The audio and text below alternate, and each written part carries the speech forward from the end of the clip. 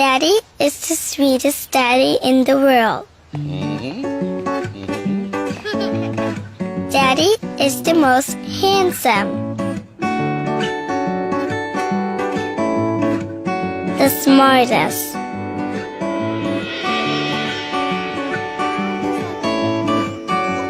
the most clever, the kindest.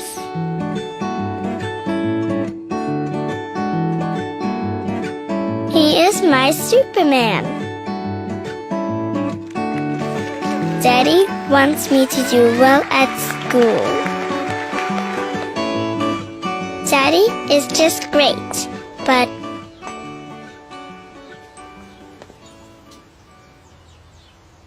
he lies.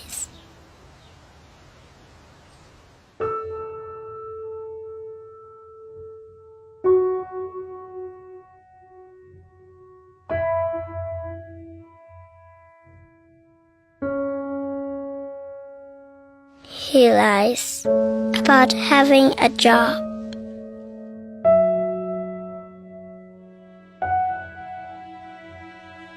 He lies about having money.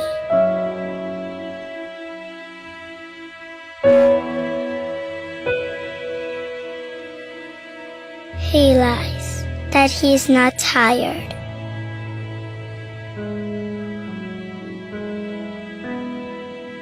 He lies that he's not hungry.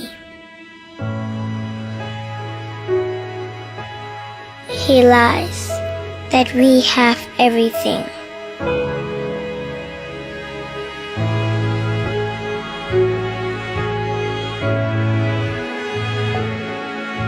He lies about his happiness.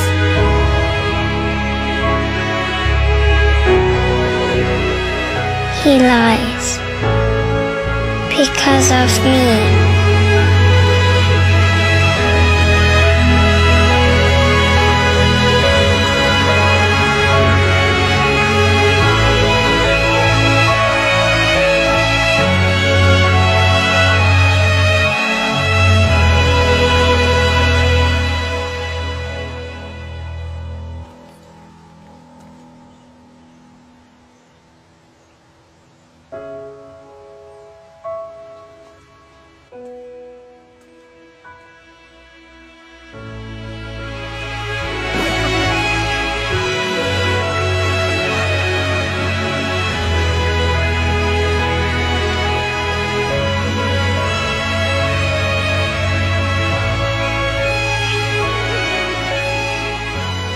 사랑하여 거짓말하는 아빠의 모습, 그리고 그 아빠의 거짓말을 사랑으로 이해하는 아이의 모습이 참 감동이 되는 것 같습니다.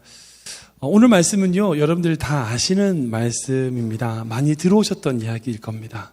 자신의 딸을 치유하기 위하여 주님께 부르짖고 간구함으로 결국 은혜를 누린 어머니의 이야기입니다.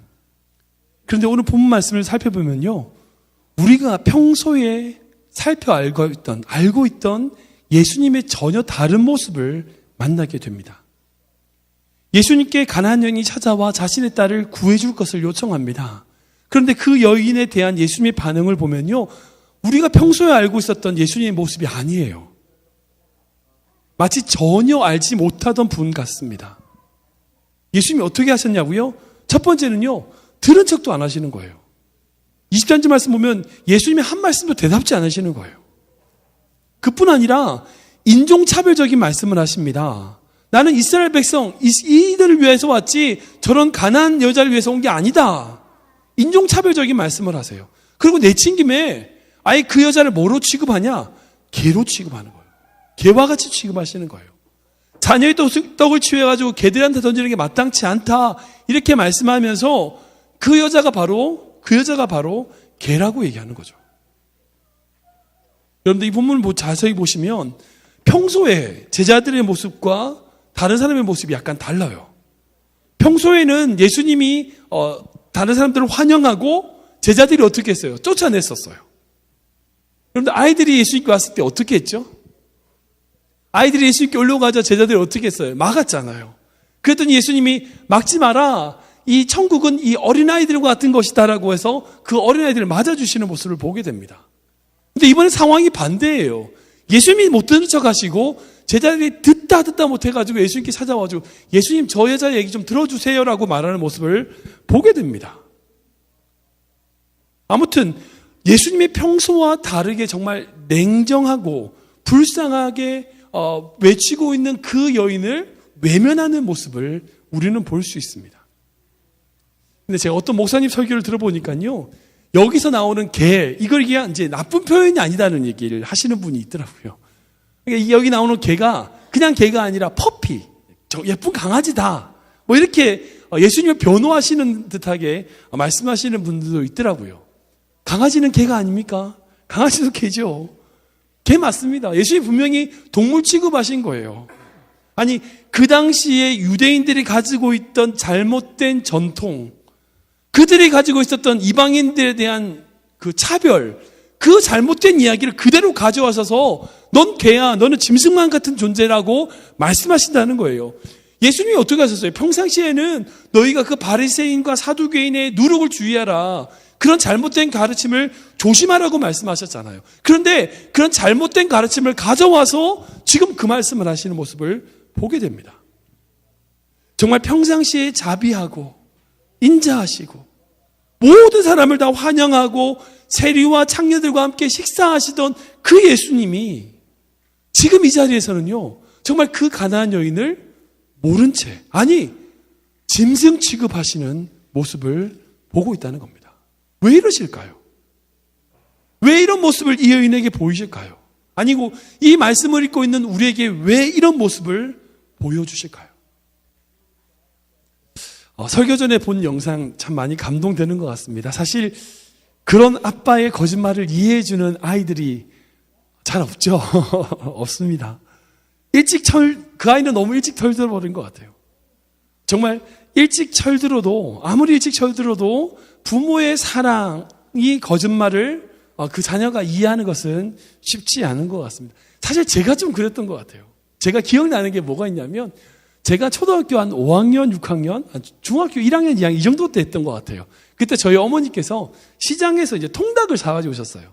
지금 뭐 미국에는 KFC가 있지만 한국에 그거 옛날에 없었잖아요. 그러니까 통닭이라 가지고 통째로 닭을 집어넣어가지고 튀겨가지고 나오는 거, 그거 가지고 뜯어먹고 그랬던 시장 통닭 아시죠? 그 통닭을 사오셨어요. 한 번씩 그걸 사오시면 누나와 제가 맛있게 먹었어요. 근데 그렇게 막 먹고 있다 보면 어머니는 늘 뼈에 붙어 있는 살을 발라 드시는 거예요. 우리가 먹고 남아서 이제 붙어 있는 살들 있잖아요. 대충 먹고 내두면 이제 거기 있는 살들을 발라서 드시는 거예요. 엄마 이거 먹어, 왜 그거 먹어, 이거 드세요라고 하면 저희 어머니가 뭐라고 그러냐면, 아니다, 뼈에 붙은 살이 맛있는 거야 라고 하면서 그걸 드시는 거예요. 전 진짜 믿었죠. 그래서 대충 먹고 살 많이 붙여가지고 엄마 드리고 그랬던 게 저였습니다. 여러분, 뼈에 붙어있는 살보다 큼지막한 살이 맛있어요. 그 어머니의 거짓말이 사랑인 줄 제가 나중에 깨달았습니다. 여러분, 거짓말이란 거 나쁘죠? 거짓말 분명히 나쁩니다. 그런데 그 거짓말 안에 뭐가 있냐는 거예요. 그 거짓말 안에 뭐가 숨겨져 있냐는 거예요. 마치 영상에 딸을 위하여 아빠가 사랑으로 거짓말을 했듯이 배고프지 않다, 피곤하지 않다, 아빠 돈 많다, 그렇게 거짓말 속에 숨겨진 사랑이 있다는 거예요. 겉으로 보기에는 거짓말이지만 그 안에 사랑이 숨겨져 있는 것. 여러분, 영어 관용구에 그런 단어가 있어요. Read between the line이라고 하는 단어가 있어요. 이게 뭐냐면 저도 영어 잘하지 못하지만 어쨌든 선과 선 사이를 읽어라는 거예요. 이게 무슨 말이냐? 문장 자체의 뜻을 받아들이지 말고 그 문장 뒤에 숨어있는, 숨겨져 있는 뜻을 읽으라는 거죠. 줄과 줄 사이에 담겨진 뜻을 이해하라는 겁니다. 아무것도 없는 것 같지만 그 안에 뭔가가 숨겨져 있다는 거예요. 보이는 것이 다가 아니라는 거예요. 나타나는 것이 전부가 아니라는 거예요. 지금 예수님의 행동을 보면요, 잔인하세요. 너무나 몰지각하세요. 그런데 그 행동에 숨겨진 게 있다는 거예요. 또 다른 예수님의 어떤 몰지각한 모습을 볼까요? 마가복음 11장 말씀인데요. 오늘 읽은 예수님의 본문과 비슷합니다. 무화과 나무를 저주하시는 예수님의 모습인데요. 같이 읽어보겠습니다. 시작. 이튿날 그들이 바다에서 나왔을 때 예수께서 나타나신지라. 여기서 잎사귀를 일본 양의 것이고 높은 양을 먹을 수 있을까요? 가서 보시면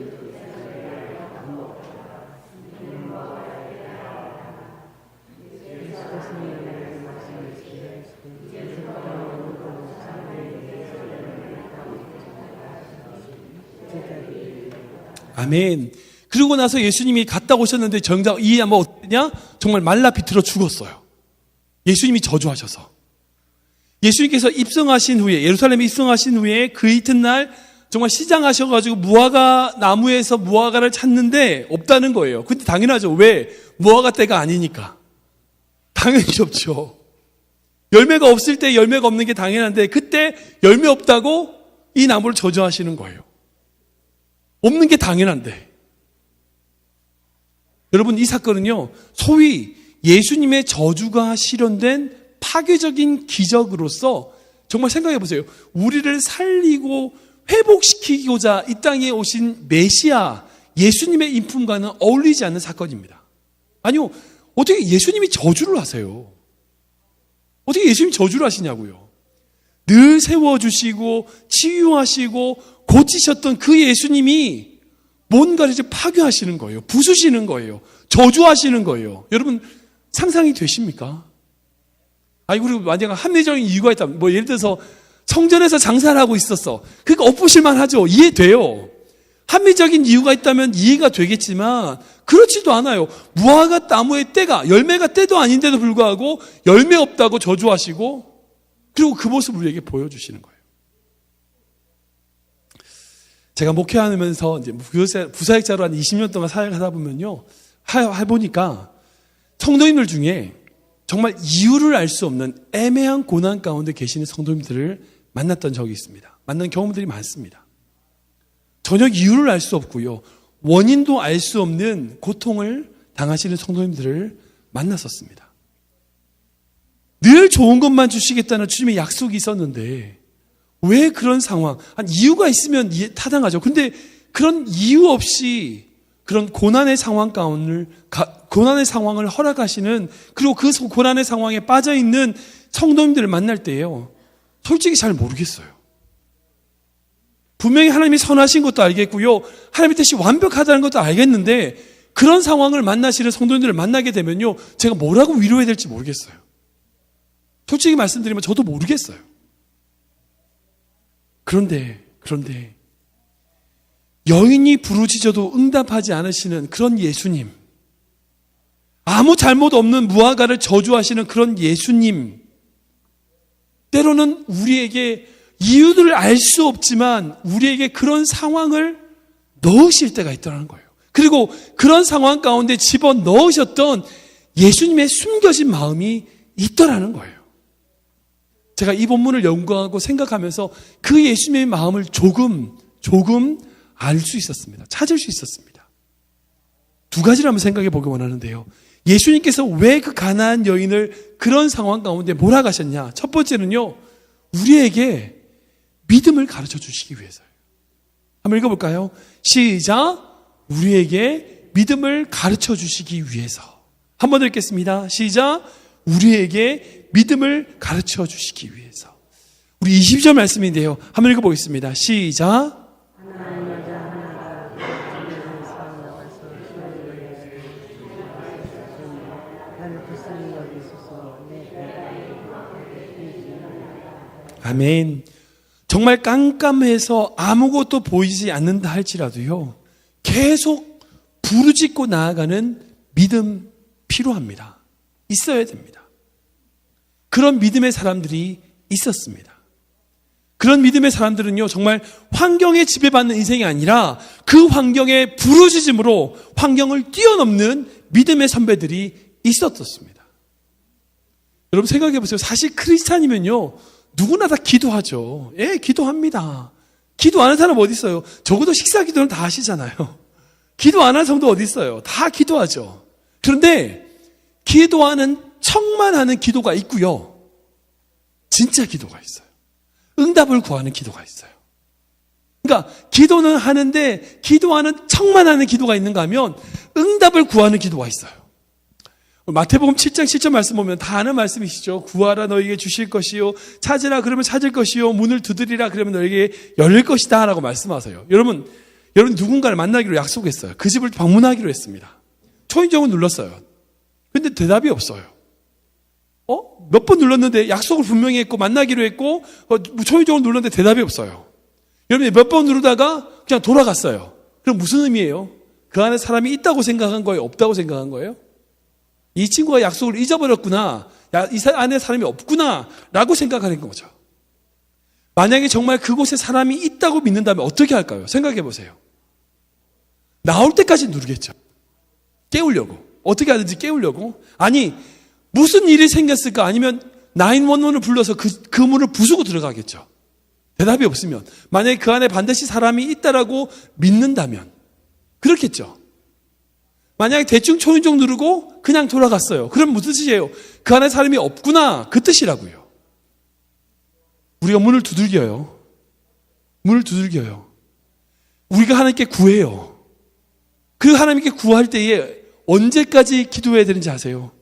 응답하실 때까지 기도하는 것이 하나님의 살아계심을 믿는 자예요.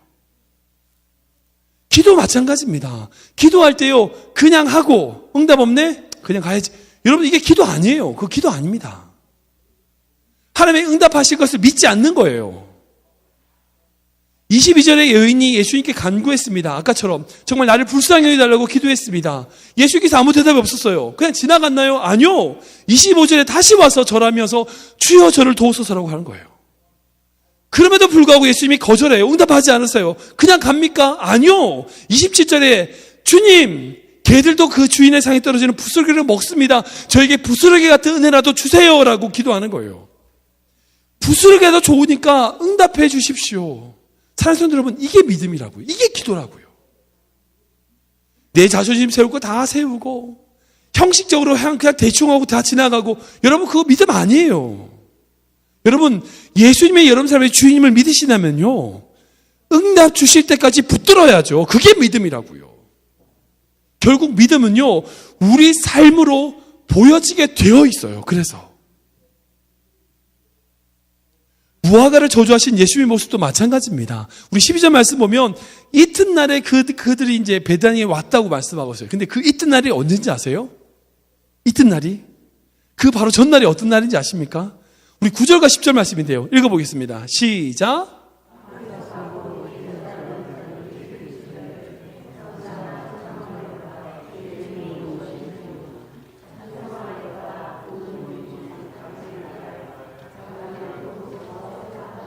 아멘. 너무나 귀한 찬양이죠. 뭔 장면인지 아시죠? 예수님께서 예루살렘으로 입성하시던 그 종려주일이에요. 수많은 백성들이 종려나무 가지를 흔들고 자기 옷을 깔고 예수님을 환영하고 열렬히 환영했던 바로 그 날 이후에 이튿날 예수님이 갈 데가 없어서 배고프신 거예요. 그 다음날 아무도 예수님을 초대한 사람이 없어요. 그 전날 수많은 사람들이 찬송하며 열광했던 그 다음날 정작 예수님을 자기 집으로 개인적으로 초대하거나 예수님을 만나기 위하여 찾아오는 사람이 아무도 없더라는 거예요. 사랑하는 여러분, 그렇게 그 전날 찬송했던 백성들이 정말 예수님을 메시아로 구원자로 믿었을까요? 그렇게 인식했을까요? 군중심리나 그렇게 무리에 이끌어 나온 사람들 아닐까요? 결국 그렇게 외쳤던 사람들이 십자가에 못 박으라고 소리쳤던 그 사람들 아닌가요? 사람들에게 보이려고 손 들고 다른 사람들이 가니까 따라 나가고 뭐야 무슨 일 있어? 쫓아나와가지고 뭣도 모르고 손 들고 있는 그런 자들 아니냐고요. 그런데 지금 신앙생활하는 사람들 또한 그렇게 떠밀려가지고 사람들에게 이끌려가지고 신앙생활을 하고 있는 것은 아니더냐는 거예요. 지금 예수님께서 그 무화과 나무에게 무화과 나무를 통하여 뭘 가르치고 싶으신 것 같으세요? 겉만 번지를 하고 남들에게 보이기라고만 하고 열매 없는 인생들에 대하여 저주하시는 모습을 우리에게 보여주시고자 그 무화과 나무를 저주하신 게 아니더냐는 거죠. 많은 성도님들이요, 신앙생활 한다고 말하지만 기도가 없어요. 예수님을 온전히 믿는다고 하지만 의지하지 않아요. 믿음이 없는 삶이에요. 그런 신앙생활을 우리가 스스로 하고 있지 않느냐는 거예요. 혹시 여러분들 인생 가운데 그렇게 지금 예수님이 그 여인을 무시하는 것처럼 혹시 여러분들 상황 가운데 하나님이 이해할 수 없는 상황으로 몰아가신다고 생각이 되시는 분 계신지 모르겠습니다. 예수님은 어찌 보면 냉혹하리만큼 이 여인을 무시하고 무화과 나무를 저주하심으로 우리에게 정말 목숨을 걸고 부르짖어야 되는 믿음이 무언가를 가르치고 싶어 하시는 것은 아니냐는 건지 우리가 생각해 봐야 된다는 거죠. 혹시 여러분들 가운데 그런 상황으로 몰아가신다면요, 하나님이 뭔가를 말씀하고 싶으신 건 아니냐는 거죠. 영화 에반 올마이티라고 하는 이 영화가 있는데요, 현대판 노아 이야기를 재밌게 영화로 만든 겁니다. 근데 이 영화의 대사 중에 정말 감동적인 대사가 있습니다. 정말 하나님하고 어떤 대화하는 장면인데요, 하나님이 이렇게 물어봐요. 제가 하나 물어보도록 하죠. 누가 인내를 달라고 기도하면 하나님이 그에게 인내심을 줄까요? 아니면 인내를 발휘할 수 있는 기회를 주시려고 할까요? 용기를 달라고 하면 짠 하고 용기를 주실까요? 아니면 용기를 발휘할 수 있는 기회를 주실까요? 만일 누군가 가족이 좀 더 가까워지게 해달라고 기도하면 하나님이 뿅 하고 어떤 사랑의 감정, 그런 묘한 감정이 느끼도록 할까요? 아니면 서로 사랑할 수 있는 기회를 마련해 주실까요? 이런 대사가 있어요. 다른 성도 여러분, 하나님이 만약에 우리가 하나님께 믿음을 달라고 기도했다면요, 야, 이게 믿음이야? 자, 여기 있어. 잘 가지고 있어. 이러면서 우리에게 믿음을 주실까요? 아니면 우리가 그 믿음대로 살 수 있는 기회를 주실까요? 하나님, 저 주님께 기도하며 사는 삶을 살고 싶습니다라고 그렇게 기도했다면요, 하나님이 이 기도는 이렇게 하는 거야 라고 기도하는 방법서 이렇게 딱 전달해 주실까요? 아니면 우리가 기도할 수 있는 시간을 허락하실까요? 기도할 수 있는 기회를 주실까요? 어떻게 보면 지금 예수님은 이 여인의 믿음이 어떤 상태인지 이미 아셨을 수 있다고 생각이 들어요. 그녀가 얼만큼의 믿음이 있었는지 알고 계셨다고 생각이 들어요. 그리고 그 믿음대로 구할 수 있는 기회를 주시고 있다는 거예요. 만약 우리가 이해가 안 되는 상황 가운데, 좀 이해가 안 되는 시츄에이션 상황 가운데 있다면요, 그런 환난과 어려움이 있다면요, 하나님이 지금 여러분들에게 무언가를 주시고자 하는 것은 아닐까요? 두 번째로, 이 가나안 여인을 이렇게 몰아가시는 예수님이 무언가를 주기 위해서, 무엇을 하기 위해서냐면 우리에게 그 여인의 믿음을 보여주기 위해서라는 거예요. 읽어볼까요? 시작. 우리에게 이 여인의 믿음을 보여주기 위해서. 한번 읽겠습니다. 시작. 우리에게 이 여인의 믿음을 보여주기 위해서. 우리 28절 말씀인데요, 같이 읽겠습니다. 시작.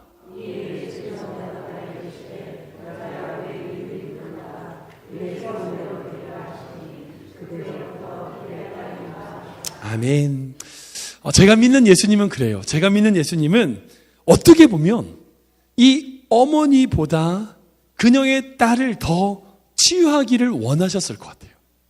제가 믿는 예수님은 그래요. 정말 그 여인이 나오기도 전에 먼저 그 여인의 딸을 고쳐주기를 원하시는 마음이 예수님에게 있었을 거라고 믿어요. 주님은 우리가 원하는 것보다 더 우리가 원하는 것을 주기를 원하시는 분이에요. 왜냐고요? 주님 우리를 사랑하시니까. 생각해 보세요. 로마서 말씀처럼 정말 아들을 아끼지 않고 주셨는데, 정말 아들을 아끼지 않고 다 주셨는데 어떻게 우리에게 주는 게 아까우시겠냐고요. 다 주시지 않겠냐고요. 그런데 왜 예수님은 이렇게 냉혹하게 여인을 몰아가며 진심이 아닌 연기를 하실까요? 제가 이 말씀을 묵상하면서 은혜 받은 게 있어요. 그게 뭐냐면, 예수님은요, 이 여인의 믿음을 시험하고 확인하려고 하는 것에 더해서, 먼저 이 여인의 믿음을 시험하고 확인하는 것에 더해서 이 여인의 믿음을 드러내심으로 이스라엘 사람들과 제자들에게, 아니 지금 그 말씀을 읽고 있는 우리들에게 가르치기를 원하시는 거예요. 다시 말씀드릴게요. 이 여인을 시험해가지고 이 믿음을 확인하는 것에 더해서, 이 첫 번째고요. 더해서 이 여인의 믿음을 드러내셔가지고 이 말씀을 읽고 있는 지금 우리에게 봐라, 이 여인이 이런 믿음이 있었어라고 보여주기를 원하신다는 거예요. 즉, 그 여인의 믿음은 그녀를 새롭게 하고요, 그녀의 딸을 살리는 힘이 되었지만, 나아가서 그녀의 믿음은 지금 이스라엘 백성들, 그의 제자들, 아니 지금 말씀을 읽고 있는 우리를 가르치는 도구가 표본이 되었다는 거예요. 예수님이 저주하신 그 무화과 나무도 마찬가지죠. 정말 말씀 없고 정말 내가 왜 나온지 모르는 그렇게 군중심리에 빠져있는, 그렇게 떠밀려서 신앙생활하는 그런 사람들에게 너희가 가져야 될 것은 그런 믿음이 아니야 라고 하는 경고의 샘플로 그 나무를 사용하셨다면요, 어찌 보면 그 나무가 축복받은 거죠. 생각해 보세요. 그 시대에, 예수님 시대에 얼마나 나무가 많았어요. 수많은 나무들이 있는데 그 중에 딱 그 한 나무, 저주받은 그 나무는 복된 거죠. 왜? 그때 수많은 나무들이 있었지만 그 나무 하나는 지금도 우리에게 어떻게 신앙생활을 해야 될지를 가르쳐주는 표본으로 사용되고 있기 때문이란 거죠. 사랑하는 성도 여러분, 하나님께서는 때로는요, 우리를 낮추시고 시험하세요. 낮추세요. 우리 마음을 완전히 바닥으로 내팽개치실 때가 있어요. 도저히 견딜 수 없는 시험을 빠뜨리실 때가 있어요. 왠지 아세요? 첫 번째는 나를 위해서예요. 내 안에 있는 잘못된 부분, 내 안에 있는 고쳐야 될 부분, 내 안에 있는 어떤 옳지 못한 믿음, 이런 것들을 바로 세우기 위해서 시험하세요.